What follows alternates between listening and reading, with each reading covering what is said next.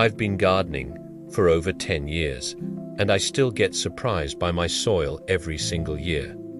That's because soil is not just dirt. It has living things inside of it, both above and below the surface, like tiny little worms called nematodes and helpful microorganisms like fungi and bacteria. And these guys play a huge role in how well our plants grow. So today we're going to dive into what makes up soil, how to tell if your soil is healthy, and some easy ways to improve it. Now, before we get started, if you're new here and you'd like to see more beginner-friendly gardening videos, then hit that subscribe button and turn on notifications. You can also hop over to our website and sign up for our free newsletter, where we send out all the deets for the upcoming videos and some extra resources like our free printable checklists. So let's jump right into it with a super simple DIY soil test. If you've watched any of our videos before, you'll know that we love a good checklist here at The Sill. So download our free soil checklist for beginners, where we break down everything you need to know about testing your soil. But for now, let's cover the basics. Healthy soil is well balanced. If you were to take a handful of soil and squeeze it, it would form a ball, but when you poked, it would break apart easily. Healthy soil is full of air pockets, which means water drains through it without standing around for long. Sometimes you might see standing water after a rainfall or when you run your sprinklers. But if it's not soaking into the soil, that could mean you have compacted soil.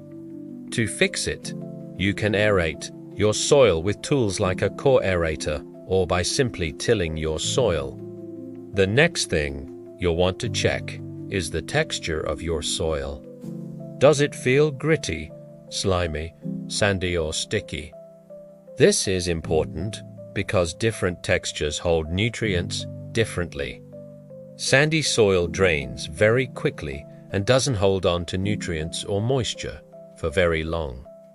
Clay soil, on the other hand, holds on to both nutrients and water pretty tightly, sometimes to the point of suffocating roots.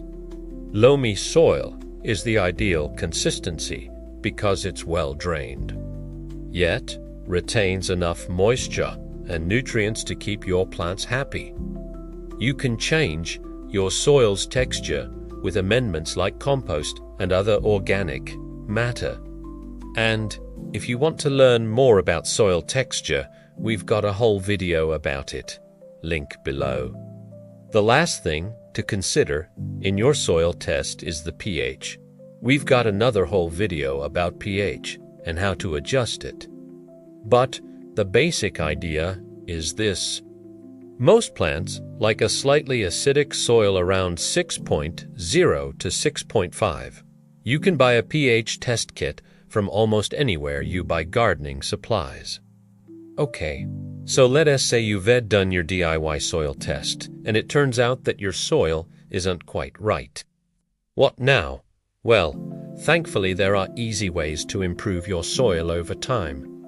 Now, we've made a whole video about composting for beginners. But the basic idea is that compost is decomposed organic matter that adds nutrition to your soil. Think of it like food for your soil. You can make your own compost at home with a compost bin or bag.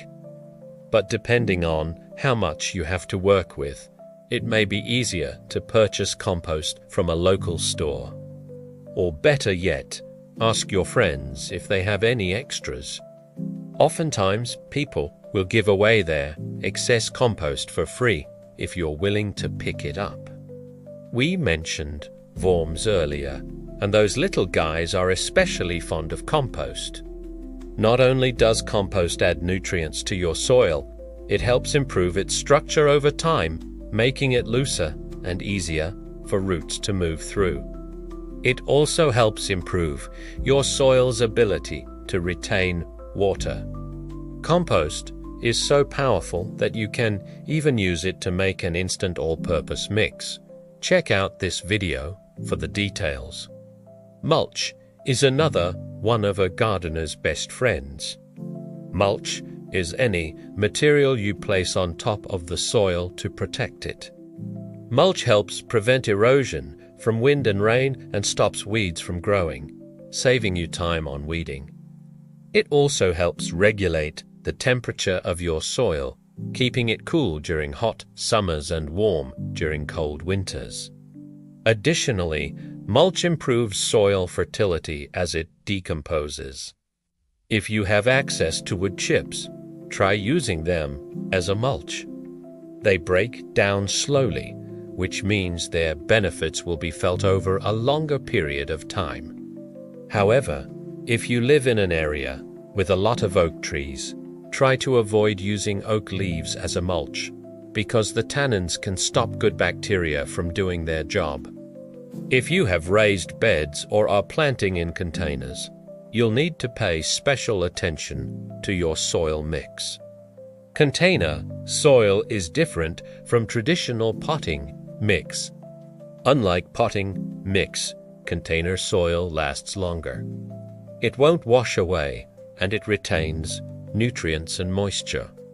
For container gardens, it is important to feed regularly with a liquid fertilizer since the soil can become depleted of nutrients over time. Raised beds, on the other hand, can use traditional potting mix. You can make your own raised bed mix by combining ingredients like vermiculite, coconut coir, and perlite. Or again, you can save time and energy by purchasing a mix from a local store. Raised beds are great because you can control the soil, which makes it possible to grow just about anything, anywhere. Just make sure you're protecting your soil with a layer of mulch. Regardless of what type of garden you have, adding organic matter is key to helping your plants thrive. But don't just take our word for it. Let's look at some real-life examples. The first is the mighty tomato plant. Tomatoes, along with other veggies in the nightshade family, need plenty of phosphorus to produce lots of fruit. Phosphorus is a nutrient commonly lacking in vegetable gardens, especially if you live in the Northeast or the Southeast. Here, in the Northeast, tomatoes are a true staple. And in the Southeast, well, they're kind of famous for their tomatoes. A lack of phosphorus in these regions can lead to poor growth and smaller yields. So start by having your soil tested and amend with compost or other organic matter. Next up, we've got the citrus tree. Citrus trees prefer slightly acidic soil. In areas like California, Florida, and Arizona, where citrus is super popular, the alkaline conditions often lead to nutrient deficiencies, especially iron chlorosis. This results in yellowing, leaves, and stunted growth. So, if you live in one of these areas, consider testing your soil and amending with compost. Now let's head over to the perennial garden. Acid-loving perennials like hydrangeas and rhododendrons do well in acidic soils, while others like Russian sage and coneflower prefer alkaline soil. That means you may need to amend your soil based on what you want to grow. And last but not least, we've got the lawn. Did you know that most conventional fertilizers only contain 3 nutrients: nitrogen, phosphorus, and potassium? A lack of nitrogen causes yellowing of the grass, and a lack of phosphorus leads to a lackluster growth habit. Amending your lawn with compost will improve the health of your soil, reduce the need for chemical fertilizers, and help your grass become more frost-resistant during the winter. Plus, you'll be feeding the beneficial microorganisms who are working hard to create that perfect lawn you want to relax on. Now, we've covered a lot, but don't worry, you don't need to be a soil scientist to create a beautiful garden. Now that you've got a handle on your soil, you'll want to make sure you're watering properly. Check out our next episode, episode 4 of the Beginner Gardening Bootcamp. Watering Rules 101: How, when, and how much to water your garden. See you soon.